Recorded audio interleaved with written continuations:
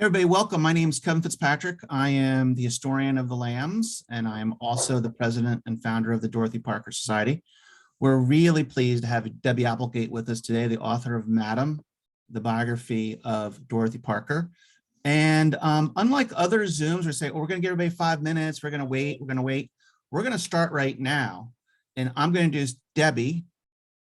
Hi, Debby. Hello, hello. So glad to be here. And from the Repeal Society, Mr. Don Spiro, coming to us from Astoria, New York. And he's going to kick us off with a cocktail. Don, welcome. Thank you, Kevin. I appreciate that. Yeah. Hope everybody can see me. As you can hear me all okay? Good.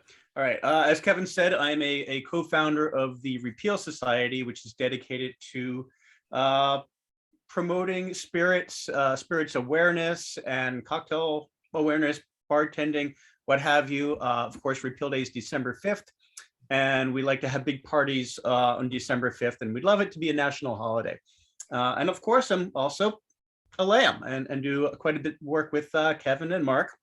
So today, we're going to be doing a Dempsey cocktail. This book is terrific, and one of the ways it starts is by talking about boxer Jack Dempsey and one of his big fights. Now, this Dempsey cocktail is named after that boxer Jack Dempsey, but a different fight. He beat a French boxer named Georges Carpentier on Saturday, July 2nd, 1921 in Jersey City.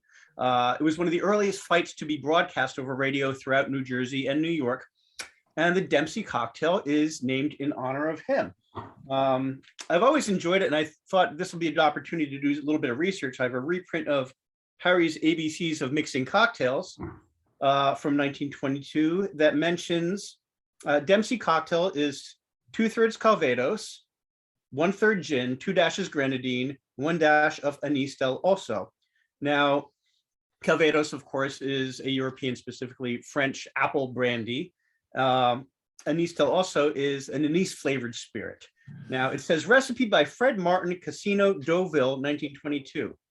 That got me a little curious because I have a 1920 book, actual 1922 cocktail book here, Cocktails, How to Mix Them. That also happens to have a Dempsey cocktail. And for this one, it's almost the exact same recipe. It says, fill a shaker half full of broken ice and add 2 dashes of absinthe. There's your anise flavored liqueur. A teaspoonful of grenadine, a 1/6 a gill of gin, which is about 5 ounces is a gill, and 2/6 of gill of Calvados. Drink was introduced at Deauville in 1921 after Dempsey's victory over Carpentier. Now, I had always thought that Deauville was the Deauville Inn, which was a casino also in New Jersey. But I just confirmed today from David Wondrich, who's an expert on all this stuff, that it was named after the Deauville Casino in Normandy, France, by Smile and Fred Martin. So I've updated the cocktail to more modern standards, which I really enjoy it. So I'll show you how to make one. I'm going to start with a shaker, and you're going to get some of your favorite gin. I'm going to use Dorothy Parker gin, which is made right here in New York. And I happen to know the guy who owns the distillery, thanks to Kevin, actually. And it's actually a really fantastic gin. So we're going to do equal parts. It's going to be 1 ounce of gin. So that's what I had in this flask is 1 ounce of gin.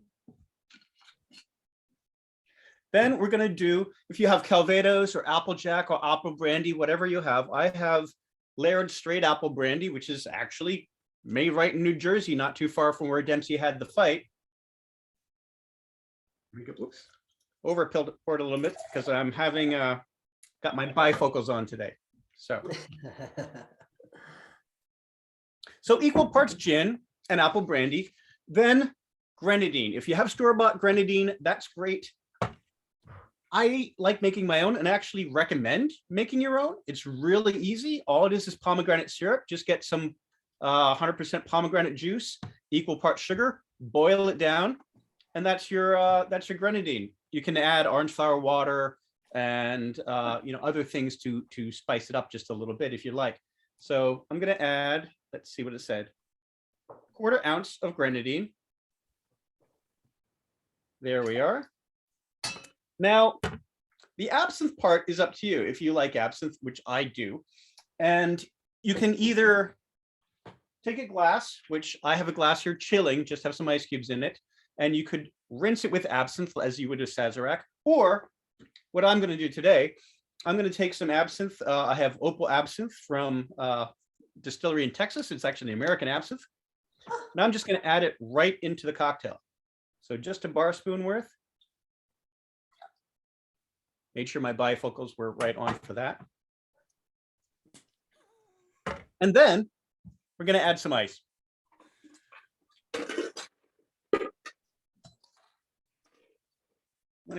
Fill your shaker with ice because you want to not just chill the drink, but you want to dilute it and blend all the flavors there together. So here we go.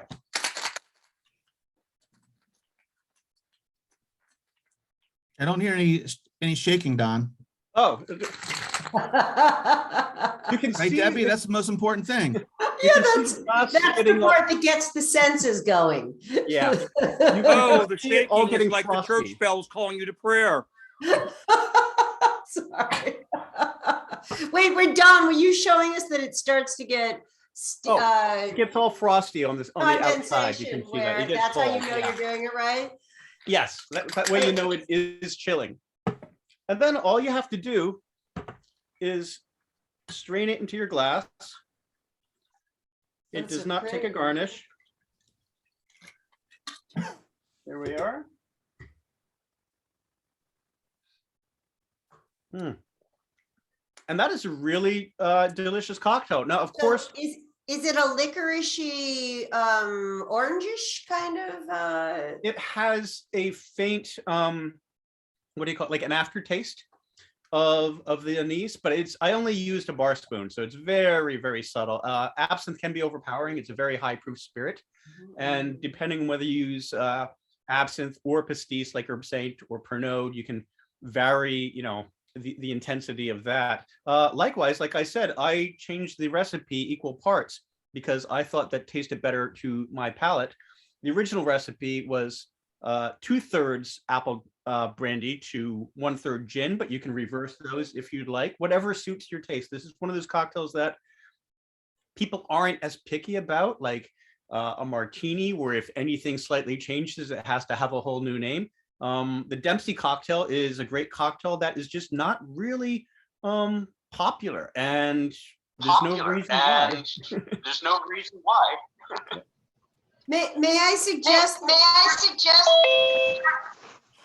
suggest that echo. part of the reason why it's not a finesse drink is because it's basically Dempsey. It's meant to just knock you out a little bit.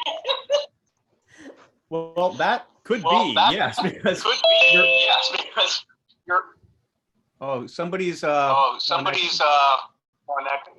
echoing Yeah, there. Kevin, Okay. we're getting a little Kevin, feedback. we're getting a little feedback there. All right, let me see. But yes, it is Yes, it is alcohol, alcohol, more alcohol, more alcohol, and grenadine. and grenadine. Whoever is Kathleen, please mute yourself. Mute yourself. Is it, oh, well, I should wait. Are you? Hang on. If If everybody should be on mute except me and everybody Debbie. should be on mute except me and Debbie.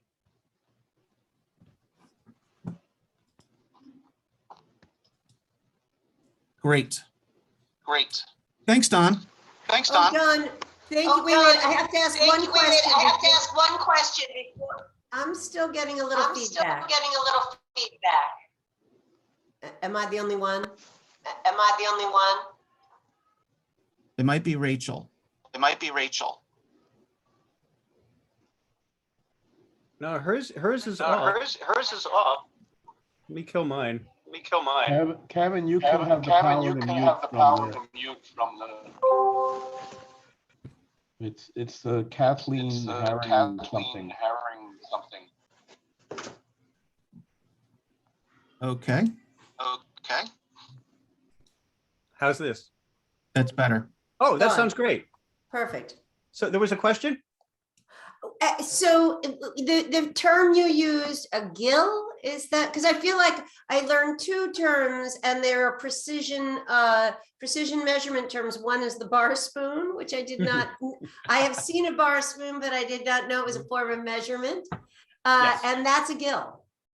No, this Gill this is half a cup. jigger, and it's got an ounce on one side, and this one actually has 2 ounces on the other. But the recipe in that one book has gills, and gill was an old form of measurement in England. It was I think equal to 5 ounces or 5 ounces, and in the US it was equal to 4. It was like the old imperial measurements where, you know, like pint and quart and gallon and what have you. So it's actually easier to go by milliliters sometimes. A lot of bartenders use that because that's universal. But I just converted it to ounces. I did equal parts, 1 ounce of apple brandy and 1 ounce of gin. Thanks, Don. Cheers. So for those that just joined, I'm Kevin Fitzpatrick. I started the Dorothy Parker Society in 1998. And this is a really special night tonight because we have the Parker Society, the Robert Benchley Society, the Repeal Society, the Marx Brothers Festival, which I'm also part of, and it's hosted by the Lambs, which is where I am tonight, virtually. The Lambs are America's oldest theatrical organization, started in 1874. I'm the club historian. Welcome to all the Lambs that are with us tonight as well, too. This Wednesday night, we have Jim Curtis doing a Zoom talk with Foster Hirsch about his new book about Buster Keaton. And on March 24th, Gary Rosen is going to be here to talk about his book, Adventures of a Jazz Age Lawyer. That's going to be live at the clubhouse. And so that should be really fun too. But we want to welcome Debby Applegate back. She did an in-person talk at the clubhouse in December. A lot of people weren't able to attend in person. So we thought, why not do it on Valentine's Day and do it on Zoom so more people around the country can join us. And so that allows us to bring in some other folks. We have some special guests on we're going to be introducing tonight. But I wanted to say first thing, Debby, is I got another review for you that is even better than the New York Times. Please. Share. So I sent your book to Tony Adams, who is 96 years old. He's the last surviving son of a Roundtable member. His dad was Franklin P. Adams. Right. Number one, he loved the book. You know how big the book is. It's pretty thick, you guys. He finished it in just a few days. But I think what he's most happy about is his dad wasn't in the book. Oh. Dad, not a client. Although that is okay. So that's very funny because I spent much time trying to find a way to get him into the book because I mostly did not mention people unless I was pretty sure they had been around. I am sure he was around, but I cannot be certain that he was in the book. I am sorry to say it's the most inconvenient time. The person who I invited, Robin Adler, is Polly Adler's niece, and she just called me, which has the feeling of perhaps Kevin,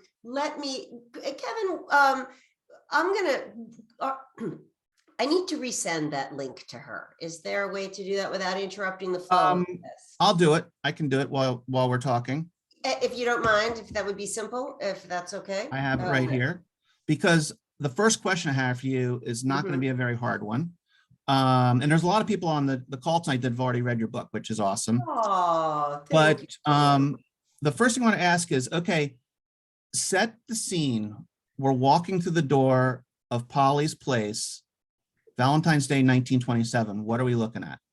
Okay, so I'm just sending this to Robin. So when we're coming 1927, you said, because we're talking about Dempsey, that is when Polly is at her very grandest, not her grandest. There are later moments when things have gotten a little more chic, a little more cafe society, in the 30s, but in the 20s, that's when she's running at her highest. She is clearly in full protection by the mayor, Jimmy Walker, the Jazz Age mayor, the night mayor, as they said, who is one of her best customers. She was known for her discretion, but the one person, there are two people she almost never hesitated to brag about knowing. And one was Jimmy Walker, Mayor Walker, and the other was Walter Winchell. And I'm not sure why. One would have thought that they were a little more sensitive about their reputations than all that, but perhaps they were just untouchable. And it's 27 is, Jimmy Walker's been in office for 2 years. And the town is wide open. The bootleggers are probably at the peak of their, not just their influence, but their sort of social cachet. And so this is when she's got her biggest house. She's got a place right on 54th Street and between Broadway and 7th Avenue. It was there until this August. It was torn down this August. So you could have gone to see it, but it wouldn't have told you very much because she tried to live in very anonymous buildings that didn't have anything to draw attention to her or to her business. And she, you can hear me. She had a big suite there. In fact, she probably had a number of apartments in this little building. This building was almost certainly owned by somebody in the underworld. It probably had some investment by Arnold Rothstein. One of the things that Arnold Rothstein, who you may know, those of you who are gangster, not fans, nobody's a fan of gangsters, but those of you who enjoyed the mob books might know him as the brain, the big bankroll, the guy who funded and mentored all the big bootleggers like Lucky Luciano and Meyer Lansky and Bugsy Siegel. To sports fans, Arnold Rothstein was known as the guy who through the 1919 World Series, you might remember if you read, of course you have read The Great Gatsby, he was turned into the character Meyer Wolfsheim by F. Scott Fitzgerald.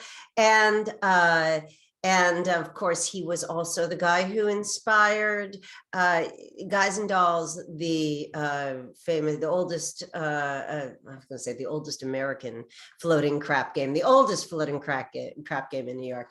Arnold Rothstein was Polly's mentor. Arnold Rothstein almost certainly owned the building that she lived in, and she had a grand suite.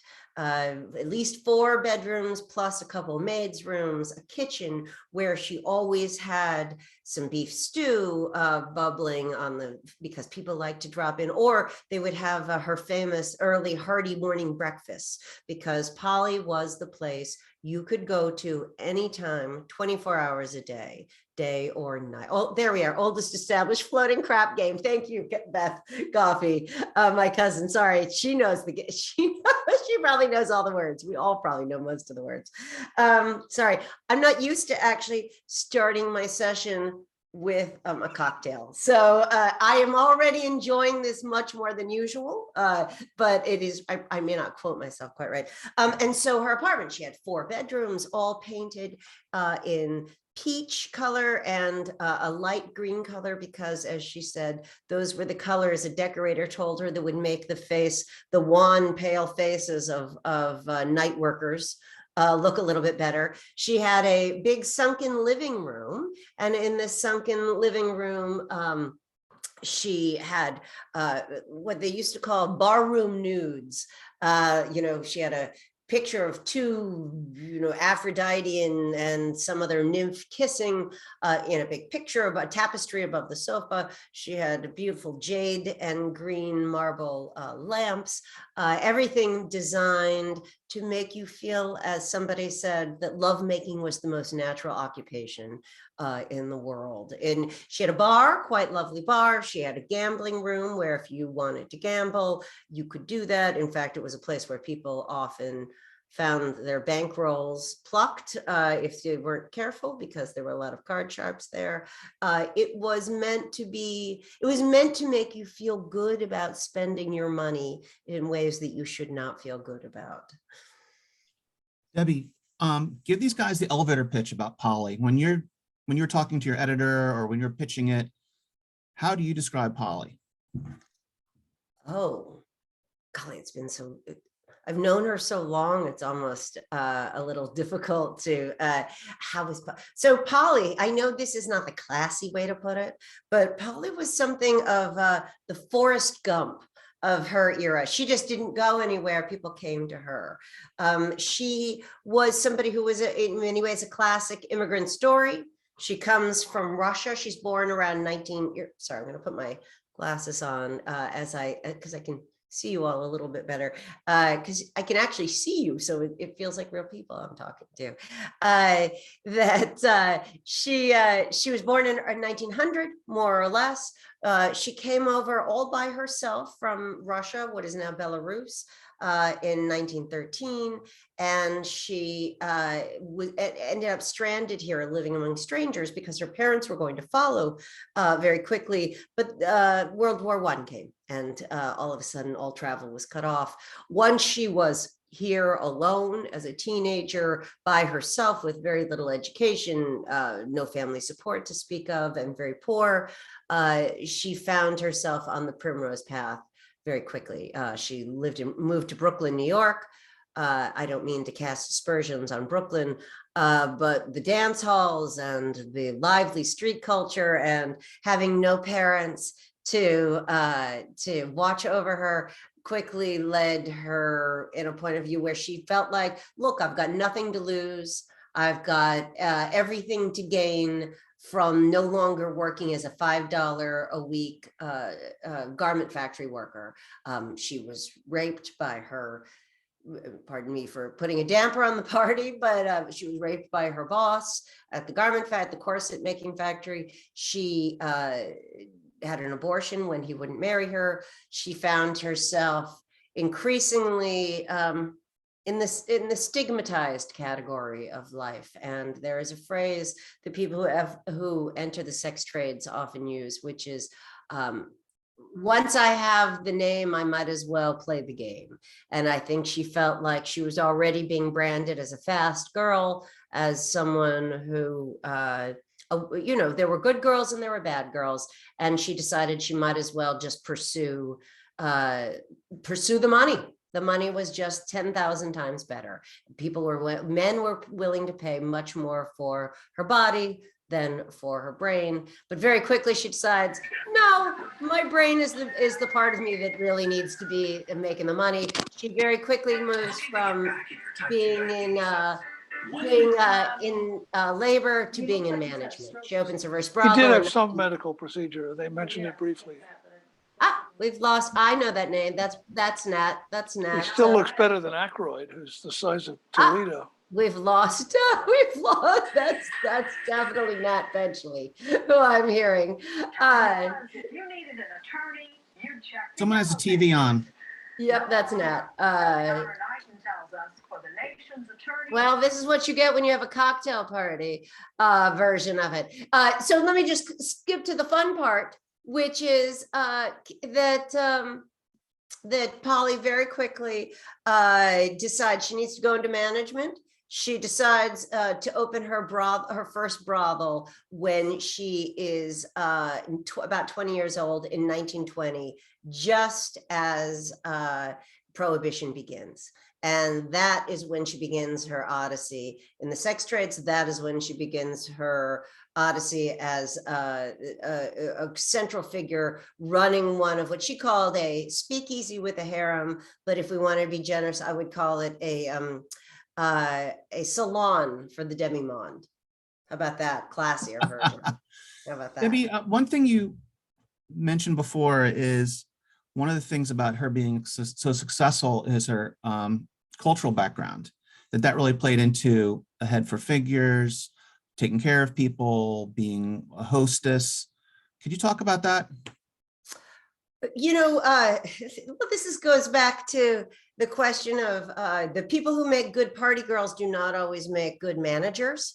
And one of the things about Polly was she had both the sense of hominess. She could cook. She could run a house that made you feel like you were as comfortable as you could possibly be. And at the same time, she had a hard head for business. She spoke many languages. She could do math. She could save money, which, many people in the underworld cannot do. And what that meant was she had all the understanding of the party world, but she had the bourgeois traits of solid money management, solid people skills. She didn't do drugs. She didn't fall in with bad men who were going to take advantage of her. Anyone who knows the history of Hollywood knows that if you're the way to be done in when you're successful is drugs and alcohol, gambling, and the wrong partner. And she managed to avoid most of those. I also wanted to ask about kind of the path of the book, because I think some of us have read Polly's book. Yeah. That's great. And talk about how if that was like a blueprint, because she had a lot of omissions and you had to fill in the gaps, but you also fell into a bit of luck by getting the notes from the ghostwriter. Yeah. But- Well, as anyone who knows this era, that the fun part is just feeling like you are in the imaginative space. I don't know, maybe I can't speak for everybody who loves the 1920s and loves New York, Prohibition era New York. But yeah, that it's that feeling of like, how do you imagine yourself back in a time and place that is really special? It is that moment between the two wars. I would extend it even after Prohibition ends, although of course the Depression is hard, is that there's something special going on in New York City that is very different from any other time. And so for me, one of the reasons this book took so long is because I spent a lot of time researching, what is researching? Researching is just spending a lot of time with other books in my imagination, putting myself back there. And the big break, as you say, was I had Polly's memoir. Anyone who hasn't read it, I really highly recommend it. It's a beautiful, fun, super fun. It's a shorter book than mine, for heaven's sakes, but whitewashed. She clearly does not. Yeah. Oh, well, no. That makes It's a murder weapon, much Debbie. bigger too, so it's even worse than it looks. Yeah, you can carry 2 of her books for one of my books. Even better when it's in the paperback version, because she sold 2 million copies of that book, many of them in those little drugstore paperback copies you could get. But when I was beginning my research process, I could tell that there was a great story there was a great story in her book, her memoir. It's a wonderful story. It reads beautifully and it's filled with interesting things. But it's clear also that there was a lot whitewashed that she did not want to report, and who can blame her? But then I had 2 pieces of luck.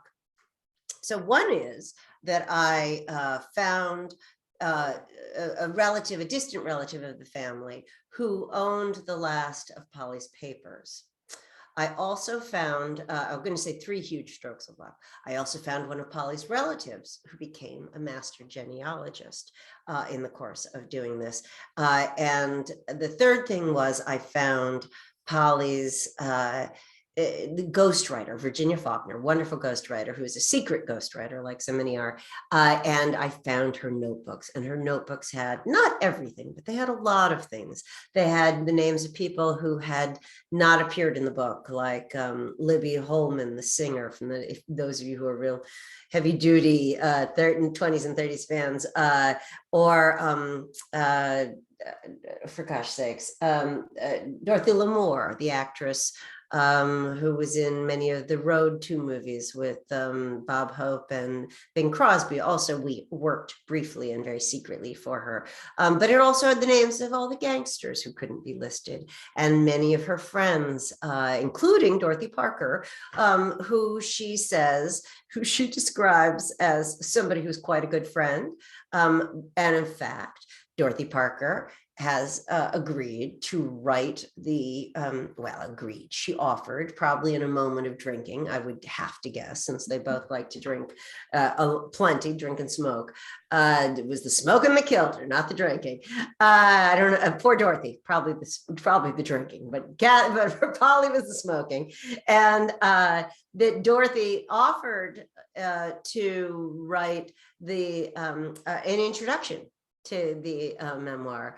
But as Polly says in her letter to the ghostwriter Virginia, you know what, she doesn't really fulfill her obligations, and she's such a procrastinator that we're probably going to have to skip that. And in fact, Dorothy Parker did not sign a waiver to allow her name to be used in the book. And I don't know, I've never really gotten a real understanding. Was it that Dorothy Parker decided, oh, it's one thing to be known as her friend verbally, you know, in gossip, but I'm not sure I want to put my name to that. Is it possible? Or is it just that, as we all know, anyone who knows Dorothy Parker's reputation knows that she probably might well have said, oh, yes, I'll do it, and then just never got around to it, as Polly said.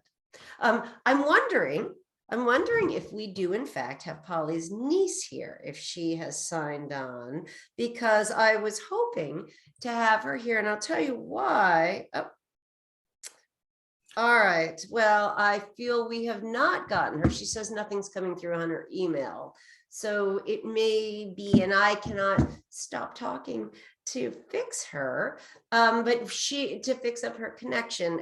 Let me just do one thing, if I might. I'm sorry to be so, it's not usually my way to be fussing with technology, but I would really love to have her here, because I know she knew Dorothy Parker, but she's been reading up on her. She can also call in, Debbie. She can also call that phone number. Can you just do me the favor of texting me your, wait. My husband said, should I come over and help you? And I said, help me? What help could there be? You made the cocktail, and now I'm going to be drinking it. You take over one moment, and let me just try this again. Hold on one second. You talk for 1 second. Okay. Well, we have another special guest on right now, and that's Errol Soma. And I think you're in Arizona, maybe? I am in Arizona, yeah. And another family connection. Who is your grandfather? My grandfather was Tony Soma, and he owned 3 speakeasies in the Broadway district area from 1920 to 47. And he hosted, I don't know, everybody. Everybody came to his place. Dorothy Parker, Braun, Benchley, everybody came into his place, and basically it turned into a private club just for them. And Tony Soma is definitely one of the most famous of the speakeasy owners of all time, right up there with Jack and Charlie and all the others that had hundreds and hundreds of speakeasies in the city. Talk about his hospitality, though, because he was really a warm-hearted guy, and that's why I think drove people to want to be with him. Well, it was his demeanor, and he had been in the service industry. He was a server for high-end restaurants before he opened his first speakeasy for about 15 years. So he worked in the Savoy, he worked in the Knickerbocker, he worked in basically everywhere, every high upscale restaurant. And he practically got fired from every server job he ever had.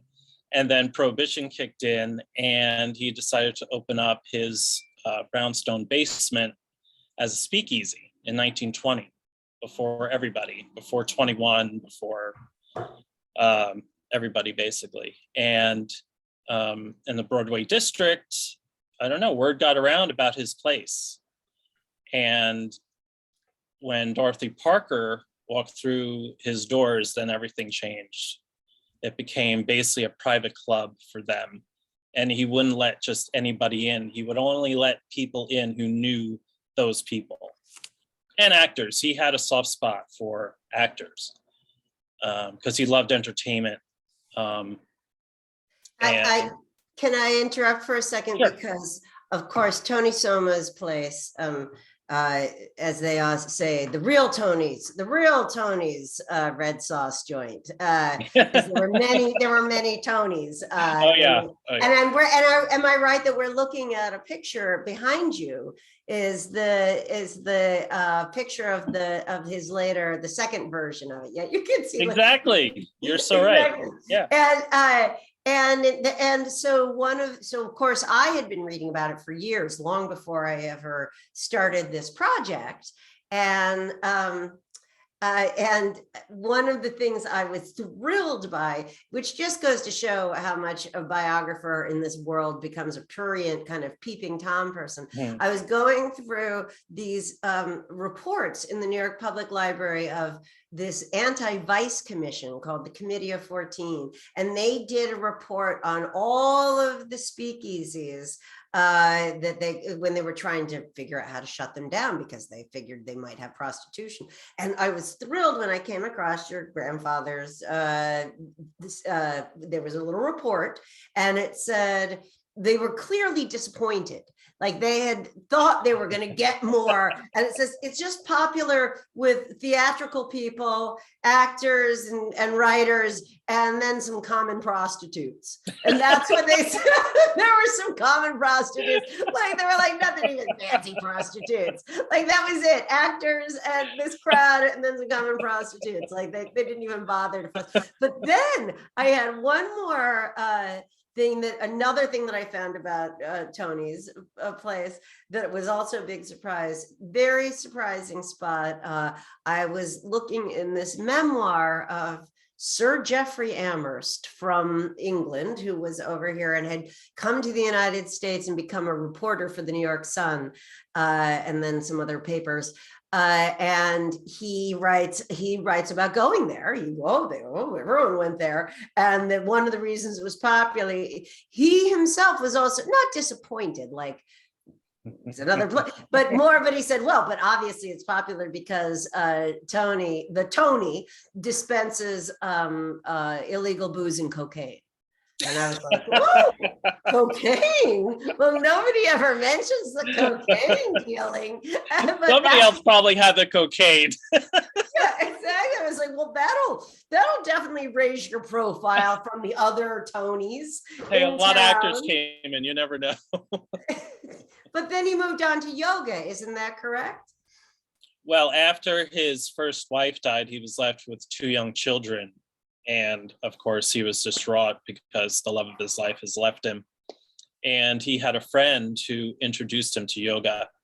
And he just went headfirst into yoga and meditation.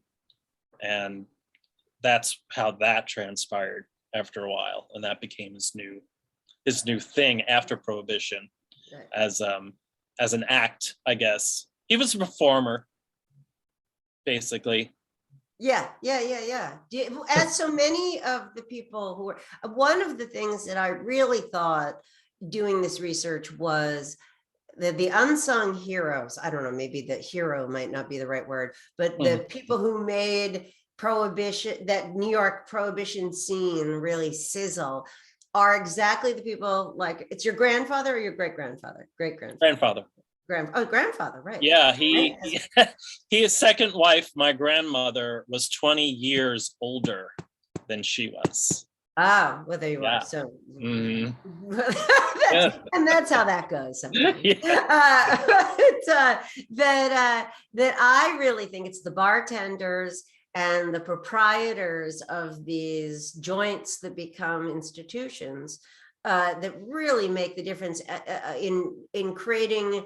You know, there are scenes, there are moments of time where people just come together and they're like the beatnik era in Greenwich Village, or the coffee shops that helped give birth to the American Revolution in the 1700s, that having places where you are not just welcome, anyone can go, anyone can mix and mingle and throw in their ideas, but having proprietors and bartenders who love that kind of thing. That one of the reasons your grandfather, it was considered so successful, besides his willingness to dabble in illegal substances, is that he also would offer, you know, they called it a cuff, a long cuff, that he would let people run a bill if he thought they were good actors, if he thought they were writers who were worth pursuing. He just loved that, so he would let them run a bill until the next time they could pay him. And Absolutely. and that's true at a lot of the great famous speakeasies of the time, and it was true of Polly. They liked the idea of being around performers and writers and creative. They wanted to be a part of it, for sure. Right. Yeah. And they were. And the reason why his places succeeded was because everybody followed him, and he offered the real thing, real booze, no bathtub gin. No, You weren't going to get rolled. You weren't going to get pickpocketed. yeah, you know, exactly. Which you could in a lot of places. And he moved. Am I right? So the second place that we're looking at right here is when Rockefeller, and I know there's going to be some historians here who can correct me on the details, but it's after Rockefeller Center is being built, right? So he moves his. There's always been some confusion because everybody has, in every book that's ever been written, have never documented his moves and his first places. His first place was on 251 West 44th Street. That's what his first place was. His second place, which is this place, which is not what the one you're talking about. This is from 1924, 65 West 49th Street. Okay. This is the one that the Committee of 14 investigated, this spot. Right. Now, the one that you're talking about when he moved into 1929 was the 59th West 52nd Street, the famous one. Right. And that's, I mean, this was pretty famous. The one we're looking at was pretty famous. It just didn't get recorded in the same way. Because the reason I bring this up is as a historian, I both like the feeling of the atmosphere, but I also, it's important to me to sort of track the changes in the atmosphere, because things do, I mean, we all are old enough, maybe not all of us, but most of us are probably old enough to know that things do change over time, that nothing lasts forever, even if it's the most vibrant scene, even if it's the most vibrant place. And one of the things that I found fascinating was that the scene all moves as soon as Rockefeller Center's built. They all have to move, and Broadway has become more seedy, more shady, you're more likely to get pickpocketed or held up or something kidnapped in some cases. And this is then your grandfather moves up to Swing Street, the famous 52nd Street, which maybe is not so known by the people who love the 20s, but in the 30s. 52nd Street, Swing Street is, I mean, the hottest street in America. It's where all the jazz clubs are. It's where all the comedy clubs are. It's where the last of the great speakeasies still exist, even though they're no longer speakeasies. Yeah, well, that's how he survived. He morphed. He reinvented himself after Prohibition, because after Prohibition, everybody left because it wasn't a private club anymore. He had to survive and compete with other restaurants. So he actually had to serve good food and the hospitality part. It wasn't food became a lot more important. Right. Right. Thanks, Errol. I think we have Robin on now. Did Robin come on? Have I? She finally got here. Oh my goodness. There she is. So let me introduce Robin. Yeah, the tech, forget that. Also, having a cocktail in my hand did not help. So you may not know, even if you look at Robin, she actually looks like her aunt. She looks like her dad. Robin actually knew Polly when she was a little girl, used to go to Polly's house. Her dad, Bob, Baruch originally. He had a couple of iterations before he finally settled on Bob, but came over much later. He's her baby brother, and her dad was Polly's favorite brother by far. And they were almost a full generation in difference in age. And so one of the things that's lovely is I might ask you to talk a little bit about what you remember about going to Polly's house. You also knew Polly's mother, who, you know, plays an important role. Her grandmother, right? Your grandmother, right? Yes. I'm sorry. Sometimes and also she knew, Robin knew the brother who gets a little bit of time in my book. I could have given him more. He got a lot of time in prison. Is Benny, who gets out of prison when you were a little girl. And the last thing I'm going to say before I ask you to talk a little bit about this is that Robin's father ran a number of fabulous nightclubs on the Sunset Strip. In fact, where the Viper Room used to be. And so you grew up a little bit in the nightlife. I have started thinking of you as little Miss Marker, the little girl who, little Shirley Temple, who gets left to make sure the bills are paid. Not true, but could you tell us, do you mind talking a little bit about? I have some photos now that I'm going to send to you that kind of, you know, encapsulate those moments that you're imagining, and it kind of fits together. Without those photos, I would probably say, no, it wasn't really like that. But yeah, I had the privilege of growing up in the most dynamic, eclectic neighborhood, family, and extended on both sides. In California, you're a California girl through and through. Yes. Born downtown Los Angeles in Queen of Angels Hospital in 1956. And yes, so I privileged to have spent time with Polly, and anybody that knew her or knew of her knows that she's just not someone that you easily forget. She makes an impression. You know, she had that whiskey and crushed glass voice, and of course, by this time, she was living in a lovely little community in the San Fernando Valley in Burbank, which was near all the studios, but not a lavish area. And to me, I related to her more as probably a bubby, because my grandmother, Polly's mother, was by this time 90 and still wearing all black, still with the braid in her hair, and really didn't speak English comfortably. She probably spoke much better than she thought she did. But so there wasn't a lot for me I have vivid memories of her because she just wasn't, it's like, wait, I'm related to you. You mean like someone from a different century, a different place? Yeah.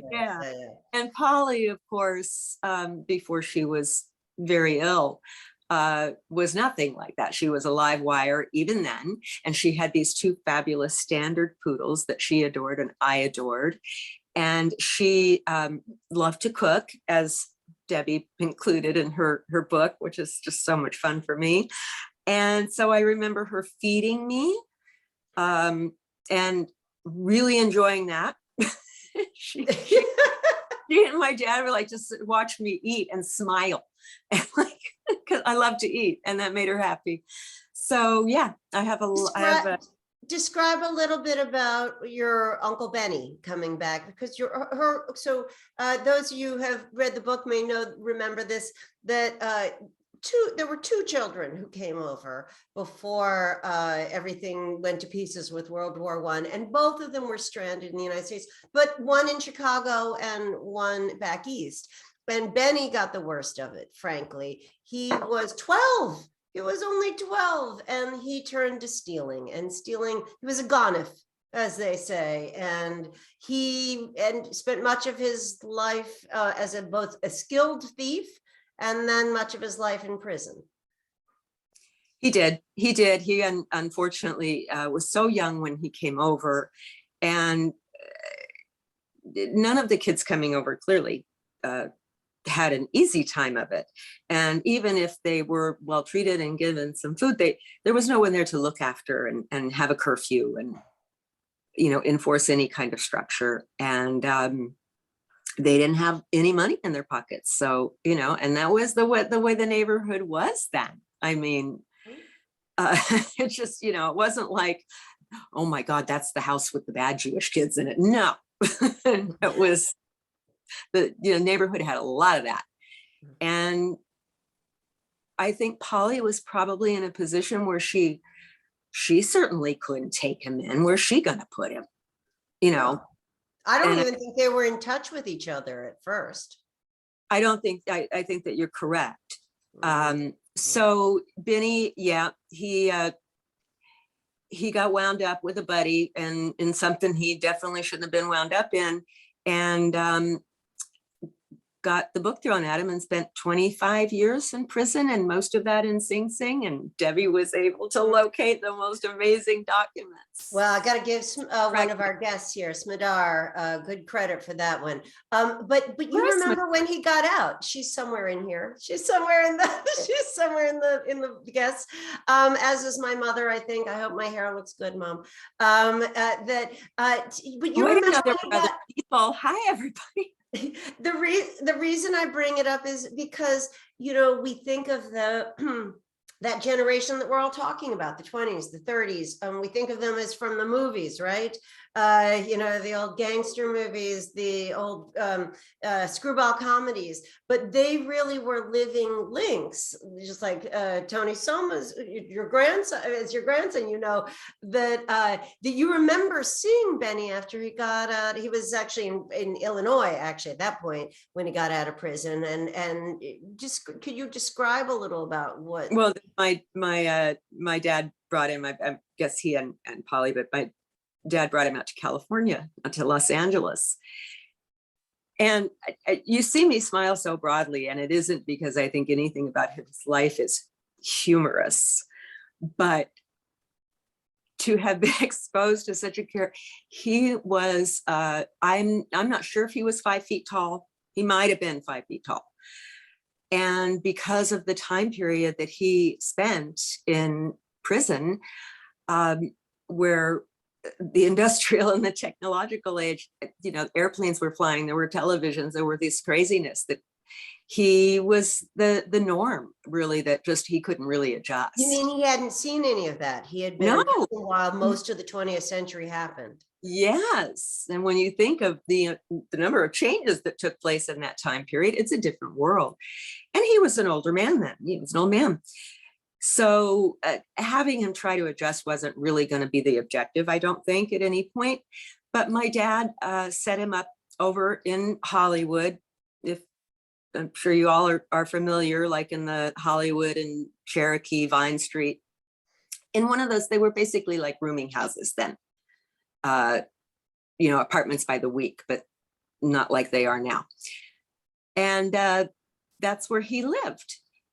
And I think Debbie's referring to one time my dad and I were going to go spend some time together in the afternoon. He used to like to take me around to do whatever he needed to do in the afternoon, ride around. And I said, well, where are we going to go? He said, we were going to go visit a friend of mine. He says, but first, we got to go get Uncle Benny. I'm like, all right, we'll go get Uncle Benny. My dad pulls up to the Hollywood police station, parks in front. I think I was 5 or 6, probably 6.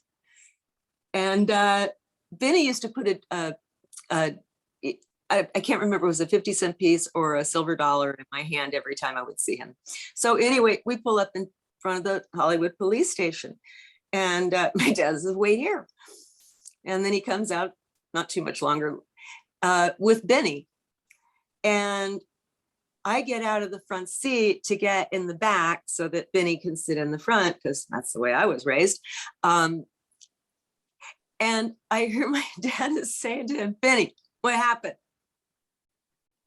And Benny has got the baggy trousers on. Debbie, I think of a literary character that would fit. You know what I'm trying to describe, the suspenders. He's got the newsboy cap on.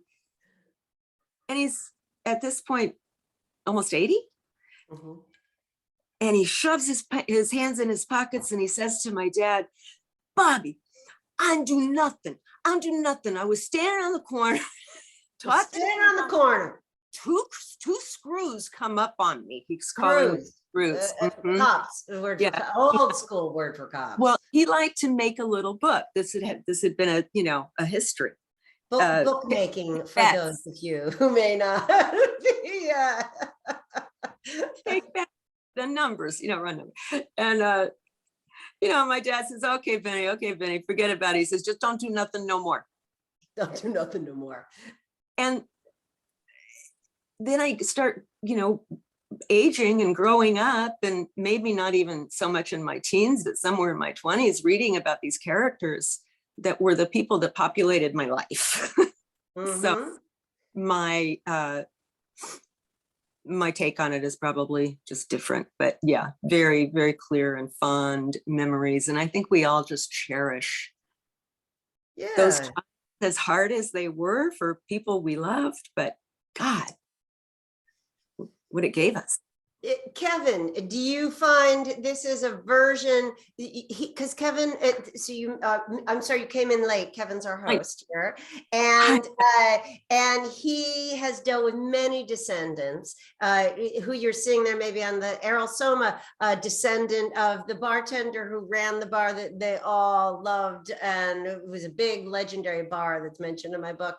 And I know, Kevin, you have dealt with a lot of descendants. How do they all handle the legacy? Because it's very different for different characters. Well, you're a real biographer. I'm just kind of a make-believe biographer, but I will tell you that many times when I've met the children and grandchildren of maybe the secondary roundtable members, like the grandson of Deems Taylor or the nephew of Arthur Samuels. They were not secondary in their own lives, just in the way they've been remembered. They didn't get all of the good lines. They didn't get all how they've been remembered on Wikipedia, maybe. But but Debbie, what's funny is, and I was talking to the granddaughter of Peggy Leach, the first woman to win 2 Pulitzer Prizes in history, and she's the granddaughter of Joseph Pulitzer, and great granddaughter of Joseph Pulitzer, and no one had ever interviewed her ever about anything Pulitzer related, anything about her grandmother. And it just blew me away that she pulls out this box of photos and documents. And I was like, in heaven. And a lot of it was related to the Pulitzer family. And nobody had ever thought to talk to these descendants. So you must have been thrilled to meet Polly's family and the wealth of information you got. Oh, it was truly one of the greatest days. And I genuinely feel like my friends, I hope, real friends. And I think that's luck, because as we all know, some descendants are not as comfortable with the legacies of their families. Imagine you contacted my Polly's brother, Sam. Yes. He had been contacted. So Robin and I share, Robin has different feelings. I have the feelings of a biographer who harbors a real grudge. Her uncle, Polly's brother, the last surviving brother, when he passed, when everyone else had passed away, he got all the money that was left. Robin was still a little girl, a young girl. And he got all of the stuff that Polly had left. Polly had left trunks, 2 trunks at least. She describes what was in there. Things from programs and scrapbooks and photo books and signed copies from all of the Algonquin members that were personally to her, and reel-to-reel tapes that she made while she was writing her memoirs, and personal correspondence, you name it. It was even things like she had saved the little t-shirt that she wore when she was on the boat coming to Ellis Island. She saved her first dancing shoes, the very first dancing shoes she got when she was going to ragtime dance halls in 1915 in Brooklyn. She saved the first fancy hairpiece, the sort of fascinator she got that had been given to her. And he threw virtually all of it away because he was very embarrassed about, he was not Polly's favorite brother. He's not my favorite brother. And he threw almost all of it away because he didn't see the value and he was embarrassed. And sorry, I don't mean to dwell on it. No, that's okay. But- You'll take note that I described him as Polly's brother, not rather than my uncle, because I don't feel any kinship with him at all. He was Yeah. a person, terrible person. But a couple more questions. I know David from the Robert Benchley Society had a question. Well, what struck me was that, and I'm sorry, I have not read Debbie's book. Well, sir, When you do, you will. I in the will mail. send you a copy. I will send you No, a I'm told it's already in the mail. copy. Of course, I have several clients' checks also in the mail. So Oh. This one will be special delivery. but I did read Polly's book, which it's actually pretty easy to find on eBay in really poor quality acid paper with this, I don't know what they use for the glue to bind it, but it falls apart as you read it. But I got it. And it should be reissued in a better edition. Now, what I have read it.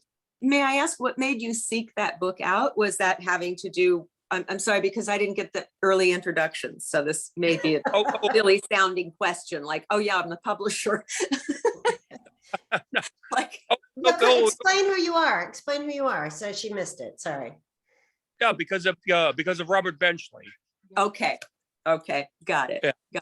And so I read it, and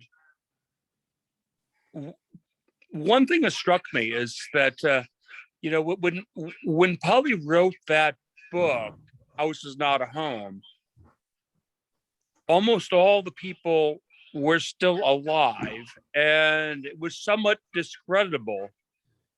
So she did not name names, but she does continually reference my friend Bob the writer. She does. That's right. She decided that was okay. Maybe because dead by then, and maybe the family already figured he was so discreditable that nothing could ruin his reputation more. I don't know. Well, am I right? Wait, Kevin, is Nat Benchley still on? Is Nat still here? Nat, can we pop into you? I love having the descendants here. As long as the descendants aren't going to cut me off and disapprove of me, that's then I love having them here. If Nat's still here, I would love to hear did we lose him? Because I was wondering about that too. Dorothy Parker clearly does not appear because she did not sign anything. I think Benchley, it's one of the things that makes me like him so much, is that I think he was someone who had many internal inconsistencies, but one thing he was not was a hypocrite. And that he maybe did not share. It is true that Robert Benchley made his fame as a movie star by being like Mr. Middle America, but he didn't pretend to be Mr. Middle America in his private life. But of course, he didn't have Instagram and Twitter and social media to ruin it for him. But I think one of the things that made Benchley so wonderful is precisely he never made a secret about the fact that he had he did not think of Polly as so disreputable. I think he thought she was an honest madam. She ran a legitimate whorehouse, if you will, a solid business. And she did, as far as I can tell. She was a respectable madam. She was a respectable. There's at one point she describes in her book, and I think the only reason she did it is because, well, she remembers it vividly. She's being busted by the cops. It's her big bust where she's going to end up in jail. And what she does is she's so annoyed when one of the young cops says, "Oh, what kind of whorehouse is this? This is a class A grade A. It's not a joint. This is a class A, grade A, call house, cat house. And then she realizes in her pride, her hurt pride, that she has just confessed. And like, she actually, you can see it in the correspondence. She's like, I mean, that's when I did that thing. And it's in the newspapers and it's in the trial transcript. You can see that moment of like, wait, my moral worlds are colliding. I mean, because that's what makes some of the books so fun. Like, if you like Damon Runyon, and I know this is not so much a Damon Runyon crowd, but I love Damon Runyon. And if one of the things I love about him is that he just it's like many of the gangster stories. They're just telling it from their point of view, and they have a moral code. They can be just as fuss budgety and prissy about their moral code as any Marion the librarian or Sunday school madam, Sunday school teacher, that they just, it's a topsy-turvy moral code. Like the one, thinking of Mr. Soma here, the Toots Shore was another of the big bartenders who was very famous from this a little bit later period, but same overlap. And he liked to say, listen, I don't like to have broads in my joint if I can possibly help it, because they just cause trouble. But if you got one, it's fine. You can bring he didn't say side piece, but he might as well have said side piece. He said, but you better have an extra guy there to make it look respectable. Like, as if you brought your mistress, but at least she could be with the other guy. And yeah, it's its own, you can call it hypocrisy or you can call it a code. Debbie, we have another guest to drop in. Gary Rosen is here from outside Philly. And I actually have his book. That's what I'm reading right now. If it has jazz age in it, I'm going to read it. I don't see Mr. Rosen's picture in our little frame here, but I want to say I am a huge fan of this book. That about Nathan Burkan. If you want to pop up and say something, I would love to hear you talk a little bit about him if you are still here. Well, Debbie, since you have whetted everybody's appetite for bawdy, naughty 1920s New York, yeah, I'll just say a couple of things about Burkan that are directly relevant. During one 3-week period in 1927, when Polly Adler was at her peak, Burkan was representing Frank Costello in a rum-running conspiracy trial. Wait, just for a moment, for those of you who may not follow this, Frank Costello, who basically ran democratic politics and the underworld for a good period of time in the 30s and 40s. That sums it up succinctly. At the same time, Charlie Chaplin was hiding out in his apartment, trying to avoid process servers from the second of his 2 teenage wives. 1929, he's administering the estate of Arnold Rothstein, the big bankroll. And as a result of that, he becomes a whipping boy for Fiorello LaGuardia in LaGuardia's first campaign for mayor. Mm-hmm. And in 1930, he represented Mae West in the second and more serious of her 2 obscenity trials. While I mean, he knew everyone. He knew Nathan Burkan was the quintessential Broadway, and I mean Broadway in like the showbiz, Tin Pan Alley, and Tammany Hall. Like, he represented the cross of politics and entertainment in New York. Am I right? In New York and also in Hollywood. He was nicknamed the Chief Justice of Celluloidia by the Hollywood fan magazines. So. And you're burying the lead. He was a lamb. He joined the Lambs. Oh, you're burying the lamb. He was a member of the Lambs. And did he happen to know a family on Martha's Vineyard? Oh, I don't know. You mean? Sounds like somebody the Kennedys would have had in their fold as well. Oh yeah. Absolutely. You need to have a lawyer who can cross showbiz and politics. So Gary, did he come to a bad end? I'm trying to remember how his story. He came to an early end. He was a lawyer who took on the burden of his clients' problems, and it aged him pretty quickly, given the kind of clients he had and the magnitude of their problems. He got Chaplin in and out of several marriages, but also was instrumental in launching his career. And, today people will say, oh, Chaplin, he was a genius and he owned his own property and it made him rich and he revolutionized Hollywood. Well, Burkan was the mastermind behind all that. But in terms of his end, I mean, his last big case was representing Gloria Vanderbilt's mother in the famous custody trial in which Gertrude Vanderbilt Whitney wrenched custody of little Gloria Vanderbilt from her mother because of her mother's rather licentious lifestyle.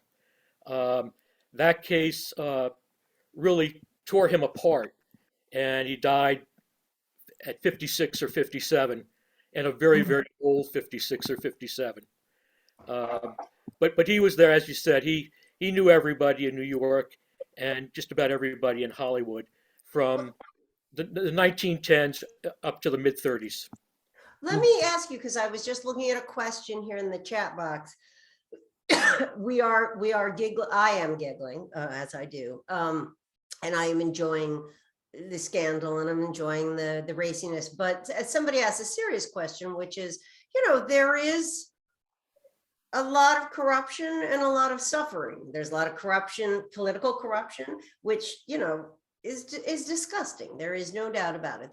There is, of course, a lot of sexual exploitation. And Polly herself said would never have wanted anyone. She certainly wouldn't have wanted her niece to go into this business, and she did not think it was a good way to live and would not have chosen herself. And now Nathan Burkan, as a politician, had more choice. I mean, he was a lawyer, he had choice. But what do you think? Someone's asking quite seriously, well, what is there to say about the suffering and the corruption? I mean, how did you think about that when you were writing this book? Certainly the kind of work he did for Chaplin and some other very powerful men, enabling some of their worst features, is not something that covers him in glory. But you have to look at him in his time, and he was a lawyer. He represented clients. He did what needed to be done.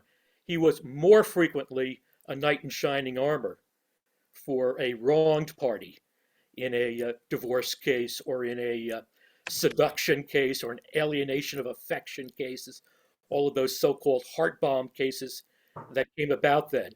And are you really trying to say blackmail cases? Because some of those were really blackmail cases. He tried probably the last big one before the New York State legislature outlawed it on that grounds that they were viewed as extortionate. Although I have to say, I spent a lot of time on the question of sexual blackmail as it goes exactly into divorce law or heart bomb cases, as they used to be called, or seduction cases. And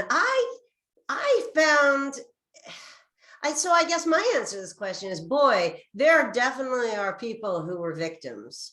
There's no doubt there are victims, but it's amazing how many people are, I won't say going in with their eyes open, because who the hell knows anything that's going to happen to you? And we often think we're going in with our eyes open and then are surprised at the consequences. But I have to say, just being in that world is not being a Sunday school student a little bit. Even just saying, well, you have to think of his context. Well, he's a lawyer, that is a tough ethical, I don't mean to say unethical, but one of the other strange contradictions about him is he grew up in Tammany Hall. He was a child of Tammany Hall. They kind of spotted him as a talent and helped him get out of the Lower East Side and so forth. But to him, Tammany Hall was not a corrupt political machine. It was an engine of social welfare for immigrant children like him. They took care of him. They helped him, get educated and so forth. Gave him his first jobs, his first entree to how the other half lived. But I think that's how Polly thought of what she was doing for these women. She didn't fool herself that they were in a good job, but they didn't, or that they were in respectable job. She knew they were in a job that was dangerous. She knew they were in a job that was difficult. I think, here's how she would put it, she did put it, that I thought I was giving them more of a chance than if they were doing it somewhere else, or if I was a fair boss, which is a little like the Tammany Hall thing, which is, look, everyone would like to be born a Rockefeller. Everyone would like to be born on the right side of the tracks. But if you're not, sometimes the world is stacked against you. And I'm doing it as legitimately as I possibly can to deal with that, deal with the unfairness sometimes that the world keeps on you. They were both, I think, stepping into a void that was created by the fact that there was no legal protection for these women. There was no legal protection. People in the entertainment business, it was considered a very disreputable profession, right, and so forth. And, I think Burkan's really a beloved figure in that community because he gave them legal status in numerous different ways, in their individual contracts, in legislation. He gave them a legal status that really made entertainment a paying profession, a respectable profession for a lot of people. Gary, we're really looking forward to seeing you at the club next month on the 24th. Sorry, I'm not going to be able to be there next month, and so I wanted to hear Gary talk. Okay. Sorry. And same thing with Errol, Mr. Soma. I hope that I get a chance to hear you talk, because I have to say I don't get to spend enough time with people who know what the hell I'm talking about. Sorry, not everyone is steeped in this world the same way this crowd is. This may not have been my most orderly presentation, but it has been definitely my most fun, and certainly the one where I have drank the most. Debbie, how's the book doing? I mean, what's next for what you're working on? What I'm working on? What is the matter with you? I never want to work again, which is a sad fact for my husband. He hasn't yet accepted that, and it probably won't last. I spent 14 years with Polly over time. I loved this too much. This process, and the idea of doing this again is idiotic. I'm not that young. I can't do 14 more years on something, and I can't imagine moving on. So what I'm going to do, I'm pointing to this side of my screen because I can see all the people on the side of the screen, is I'm going to spend as much time with you guys as possible, and then hope that COVID ends. And then, I don't know, maybe I will do something where I get to see live people in person. I think that's my, may I suggest that we all go to the Lambs? Robin, if you come to visit, we will go to the Lambs Club. It's a two things, you guys. One is Debbie has these book plates. Oh, yes. So she's gonna, if you send me your an envelope with a stamp on it, I will send it to you, and I'm gonna put that in the chat window. So if you got the book, or if you got a Kindle version, you can get Debbie's autograph on a piece of paper. So I'm going to put that in the chat window. And Debbie, how are we celebrating Polly's birthday in April? It's funny because she does not really know when her birthday is. She sort of messes. There's a chance that it was in March. There's a chance that it was in April. There's a chance that, I don't know, she could have just chosen July 4th just for the hell of it, the way LB Mayer did. But I think the spring, that's what her mother remembers. It was a little bit before Passover. And her father remembered that it was around the time that McKinley was shot. So that's how they figured it out. So it's a good question. And if you have nothing else going on around April 14th, perhaps we will all gather again, maybe this time in person, maybe not, but in person would be fabulous. And I think I'll offer another walking tour for the birthday girl. Exactly. We'll did you say a walking tour? Yes. We visit all Polly's If I brothels. come to New York, I want to see all of those addresses. Happy to take you around. And we end up Robin, with, trust me, we'll get on that. To those of you, I know I have some friends, maybe some family here. Thank you for tuning in. Thank you, Mr. Rosen, Mr. Soma, of the Benchley Society. I actually don't remember your name. Your name just says Benchley Society. I will send you a book. It is such a pleasure to be here with everyone. And Kevin, thank you so much. You do so much for all of us, and you do so much for this memory. You are personally, Nat Benchley, if you're still here, thank you. And thanks for keeping all this. Thank you, Debbie, so much for this wonderful talk and meeting with us. You're a sweetheart. Sometimes. My husband's not here to contradict. Thank you. Hopefully we'll see you in Boston.